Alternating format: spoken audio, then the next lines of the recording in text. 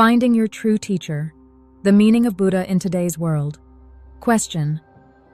On May 5th, which is both Buddha's birthday and Children's Day, what kind of mindset should we have and act upon?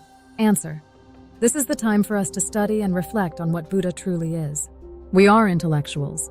We shouldn't blindly follow others just because someone says this or that. We need to understand what Buddha really means.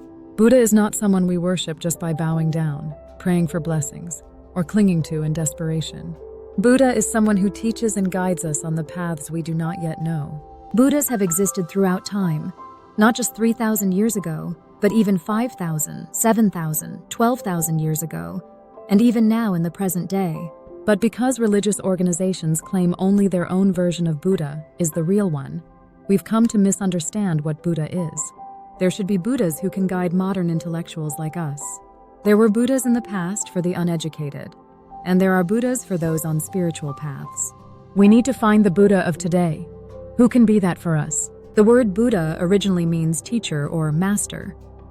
A teacher is someone who guides and instructs us on how to live properly, not someone who magically grants enlightenment. So now is the time for us to seek such a teacher, not someone we worship with rituals, but someone who truly teaches and leads us. When we kneel and bow before a statue, that's not the behavior of an intellectual. It's ignorance. If people have worshipped Buddha for thousands of years, who should be the Buddhas of today? Monks, pastors, and spiritual leaders should become Buddhas, people who guide society and the people. But because such figures are lacking, people continue bowing to stone statues. When we go to temples or churches today, the monks and pastors who speak must offer guidance that helps us live righteously. The one who gives such guidance is the real Buddha. It's not just me saying this. Pastors, monks, spiritual practitioners, and societal leaders all need to become Buddhas today. But in this era, no one is stepping up as a Buddha. So when we celebrate Buddha's birthday, we must ask, is Siddhartha Gautama guiding us today through our confusion and difficulties? If not, then Buddha is absent from today's world. Finding our Buddha is simple. The person who teaches us what we need to learn is our Buddha. Attaining enlightenment, Seongbul, means awakening to what we previously could not understand, through the guidance of someone who helps us see clearly, not through desperate rituals or prayers. In the past, people with supernatural abilities helped others with healing, fortune-telling, or teachings. But now guidance must help us live rightly. If people in a nation live rightly, no one will struggle. But if I say this, some might argue, is there anyone not living rightly? So let me offer a fundamental answer about living rightly. The essence of right living is being able to communicate well with those around you. Who are those closest to us? Those we are connected to by fate. Our parents, children, siblings, spouses, friends, and colleagues. We need to learn how to speak properly with them. If we don't communicate properly, we can't help one another. We can't exchange energy. Human interaction is all about sharing energy through communication, giving and receiving words in a mutually beneficial way. In intellectual society, speech is energy. But not just any words will do. Listening sincerely to someone's words gives us energy. And when we speak, we must try to communicate in a way they can understand. When we do this, society becomes one of mutual benefit. But because people fail to do this, relationships have become blurred. Think deeply. Why do couples come together? Fundamentally, in intellectual society, people connect through conversation. A man and a woman start talking, and through that exchange, decide to live together. Why? Because one speaks well and the other listens well. That mutual understanding creates closeness. The same applies to parents and children. If you talk well and listen sincerely, the relationship becomes close. If you grow distant from your parents, it's because unnecessary or unhelpful words create distance. If someone speaks in a confusing or low-quality way, it drives people away. This is true for friendships and the workplace too. If a boss or coworker tries to speak in a way you can understand, the relationship becomes stronger. Human beings benefit each other through words. In this era of Honggik Ingan, benefiting all people, we live in a time where words must be used for the sake of others. If we can't do this, we grow more isolated. And when people grow distant from each other, everything becomes harder. Our health, finances, and life itself. Even when surrounded by people, we feel like there's no one we can truly trust or open up to. Why? Because we haven't made the effort. If someone was meant to be in your life, and they're no longer close, it means you didn't put in the effort to maintain that relationship. When a connection is given to you, you must do your best. And what does that mean? You must speak in a way that the other person can understand. And when they speak, listen with sincerity. Failing to do this is what makes life difficult. The people around us were given by nature, by God, by Buddha, and by our ancestors. They arranged these relationships for us. If we behave wrongly toward them, difficulty will follow. But if we treat them rightly, hardship won't come. We need to learn how to live rightly and seek improvement. This is the age of right teachings. GONG. If we keep living the wrong way and still hope to live well, we'll only face more hardship. The person who teaches us rightly and helps us understand clearly, that person is my Buddha. From now on, you must seek your Buddha. If you have no Buddha, it means you have no teacher. Without a teacher, you can't find the path. Without the path, you can't open your wisdom. And if you can't open your wisdom, living life in this world will become incredibly difficult. So you must meet your Buddha, and that means finding your teacher. And what does Buddha really mean? May 5th is both Buddha's birthday and Children's Day. It's a day to reflect, not just celebrate. We must ask ourselves, what does Buddha truly mean? As intellectuals, we shouldn't follow blindly. We must seek understanding, not just tradition. Buddha means teacher or guide. The word Buddha originally means teacher or master. A Buddha is someone who teaches us how to live rightly, not someone we worship with rituals. Buddhas existed not just 3,000 years ago, but 5,000, 7,000, even 12,000 years ago. And we need Buddhas for today's world too. Who is the Buddha today?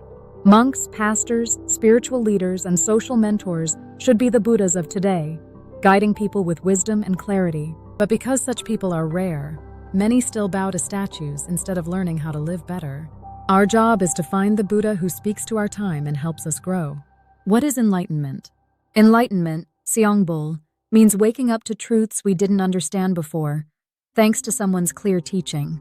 It is not about magical prayers or rituals, but about gaining insight that helps us live rightly. The first step to right living. Communication.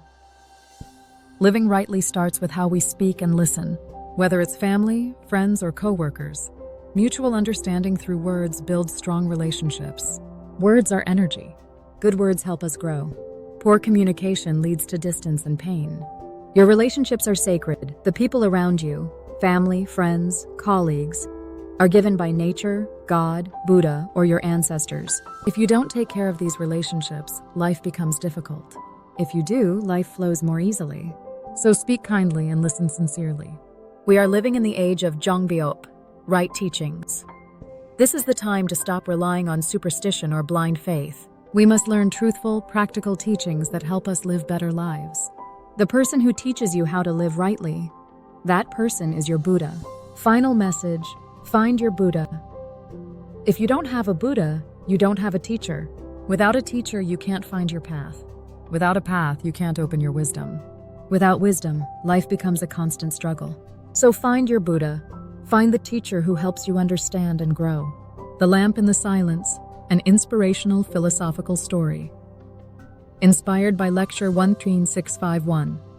The city of Seoul pulsed with life, yet CHEON felt an emptiness that no crowd could fill. He was a respected professor of philosophy at a major university, known for his sharp mind and eloquence. But inside he was drifting, lecturing about Socrates and Confucius by day, and falling into silence by night. His conversations had become mechanical, his friendships shallow. Even his students, once his joy, now felt like distant echoes. He had all the answers, but none of the clarity. One cold May morning, CHEON walked into a quiet neighborhood temple. Not out of faith, but out of habit. May 5th was Buddha's birthday, but also Children's Day. And while the streets were filled with laughter, the temple was silent. There were candles, statues, incense. He knelt out of politeness before the golden Buddha statue, but felt nothing. As he sat back against a pillar, his phone buzzed. A friend had sent him a link with a message. Watch this. It might speak to you. It was a lecture, one he normally would have dismissed as spiritual talk. But something in the title held him. Finding Your True Teacher, the Meaning of Buddha in Today's World. He listened, and something shifted. The teacher in the video spoke with neither drama nor mysticism. He simply said, Buddha is not a statue. Buddha is your teacher. the one who opens your path when you're lost. Sojin's breath caught. We don't need to bow to stone. We need to learn how to speak rightly, listen sincerely, and live in a way that benefits others. He thought of his daughter, whom he hadn't called in weeks, his ex-wife, whose voice he avoided, his aging father, who still waited for Seojin's visits that never came. Was he truly wise? Or was he just eloquent? The teacher continued. If you cannot speak in a way others can understand, if you do not listen with sincerity, then you are still in darkness. That night, Seojin couldn't sleep. The words echoed louder than applause ever had. The next day, he began to change. He started small, greeting his students by name, asking questions not for grading but for understanding. He called his daughter and listened, really listened, to her teenage complaints and dreams. He visited his father and didn't lecture him about modern philosophy. Instead, they watched the news together and shared roasted chestnuts like old times. The more he gave, the lighter he felt. One afternoon, while tutoring a struggling student named Minho, he noticed tears well up in the boy's eyes. "I'm sorry, Professor," Minho whispered. "I've been failing not just your class, but everything. I feel like I'm just pretending to live." Seojin didn't quote Nietzsche or Plato. He simply said, "Do you want me to walk with you?" And he did. They walked to the riverbank, silent for most of the way. Then Minho spoke, slowly, painfully, about his loneliness, his fear, his wish to matter. And Seojin realized, this is it. This is what the lecture meant. To be a Buddha is not to be worshipped. It is to walk beside someone in the dark and hold up a small lamp. Years passed.